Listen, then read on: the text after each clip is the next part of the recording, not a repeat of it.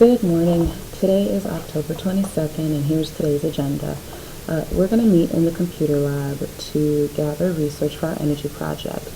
So once you come in, make sure you grab your daily task card and glue it in your notebook, and it's going to provide the opening instructions for logging into My Big Campus, the directions for the research, and the type of final product that you need to produce will be posted on My Big Campus. We're also going to use the chat room feature on My Big Campus to ask questions so that either I can answer them or your peers can answer them while you're collecting data.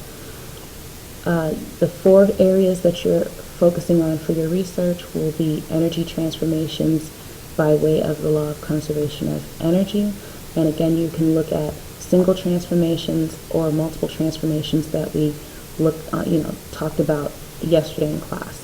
Then you're going to look at the relationship between potential and kinetic energy and how you can go back and forth between one and the other. And then you're going to also look up information on the different types of energy. Remember, we talked about Mr. Sense and MELTS, the two acronyms for remembering the different forms of energy. And you also want to make sure you gather information on their characteristics. That way you can tell how they're alike and how they're different. And then the final item is heat transfer. So we're looking at the three ways that heat can be transferred: conduction, convection, and radiation.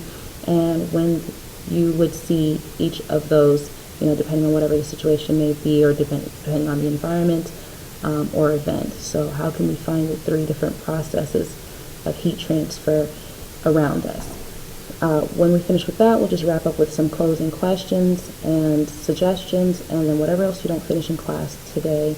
Of course, it is homework, as always. So that's it for now. I look forward to seeing you in the classroom.